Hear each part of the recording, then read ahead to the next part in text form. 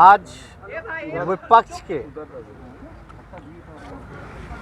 CPI, CPM, CPI-ML, Congress party और RJD party के member जो हैं, नेता जो हैं, हम लोगों ने, जैसा कल आपको बताया गया कि मुख्यमंत्री जी से समय हम लोगों ने मांगा है, तो मुख्यमंत्री जी से हमारी मुलाकात हुई। आप लोग सब लोग जानते हैं कि लड़ाई लड़ने के बाद नीट का जो 14,000 सीटें जो केंद्र सरकार जो खाई हुई थी, केंद्र सरकार को झुकना पड़ा, फैसला वापस बदलना पड़ा।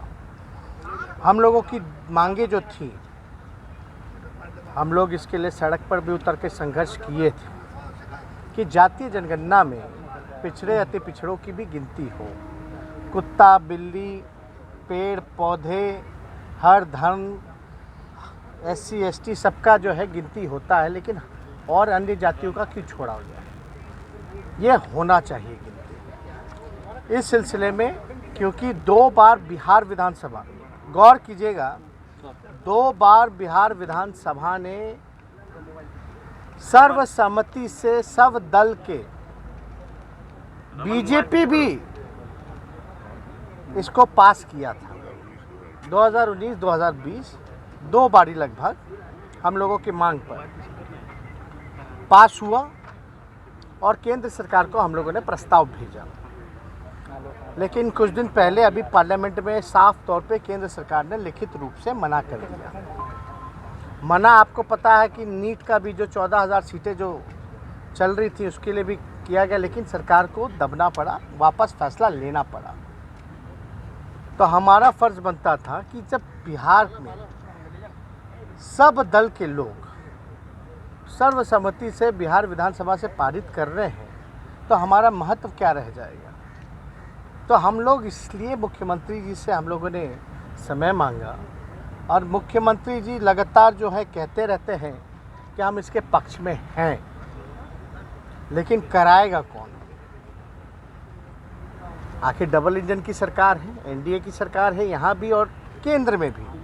तो इसलिए हम लोगों को लगा कि भाई बिहार विधानसभा के मान सम्मान के लिए हम सब लोग जो है मुख्यमंत्री से मिलके ये प्रस्ताव रखें कि भाई आप प्रधानमंत्री जी से समय लीजिए और समय लेकर के सारे दल जो भी बिहार विधानसभा में हैं, वो सारे दल के नेता डेलीगेशन एक हम लोग कमेटी बना करके प्रधानमंत्री से मिले।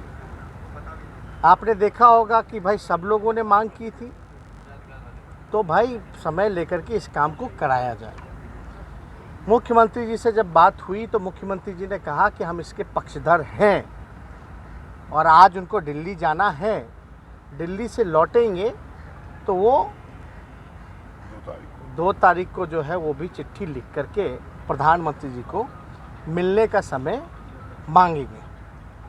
और ये भी हमने कहा दूसरे प्रस्ताव में, अगर मिलने का समय नहीं मिल पाता है तो इसमें हमने उदाहरण भी दिया कि जैसे कर्नाटका राज्य ने अपने खर्च पर गिनती जनगणना कराई है, तो आप बिहार सरकार भी घोषणा करें कराने की। तो मुख्यमंत्री जी को जब ये बात हमने रखा तो मुख्यमंत्री जी को इस चीज़ के बारे में जानकारी नहीं थी, कर्नाटका सरकार के बारे में।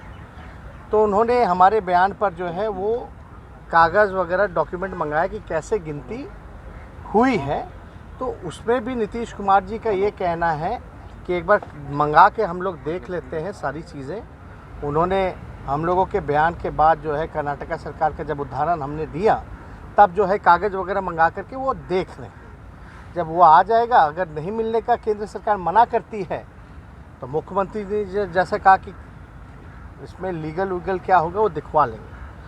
तो इसलिए ये बात जो है आज चर्चा में मुख्यमंत्री जी के साथ हम सभी दल के लोगों के विस्तार रूप से हुई। ये हम लोगों की मांग रही है शुरू से। आपको भी पता है, लालू जी इसी कड़े धूप में सड़कों पर भी निकले थे और सर्व दल के लोग, यहाँ जितने लोग खड़े हैं, महबूब भाई हैं, अजय भाई हैं, अपने कांग्रेस के अजीत जी हैं, सब लोग हम लोग जो हैं मिल कर के इस बात के लिए हम लोगों ने सड़क पे भी लड़ाई लड़ी है, सदन में भी सर्वसम्मति से पास किया है।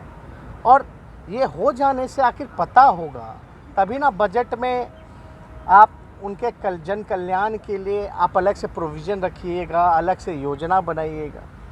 तो ये जानकारी तो होनी ही चाहिए, और ये जानकारी केवल सरकार को ही नहीं होनी चाहिए, बल्कि बिहार के या देश के नागरिकों को भी जानकारी होनी चाहिए कि आखिर किसकी कितनी आबादी है। क्योंकि आप देखिएगा, जानवरों की गिनती होती है, अलग अलग जानवरों की गिनती होती है, पेड़ों की गिनती होती है, हर धर्म में है उसकी गिनती होती है, SC ST की होती है। तो और सब जातियाँ जो पिछड़े अति पिछड़ी या अन्य वर्ग हैं, वो क्यों छूटी रहीं इसमें?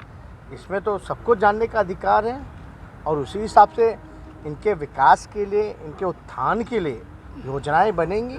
उसी हिसाब से प्रोविज़न बजट का तो पैसा है एलोकेट किया जाएगा, और अलग से योजनाएं चला करके इनका जन कल्याण होगा। इसलिए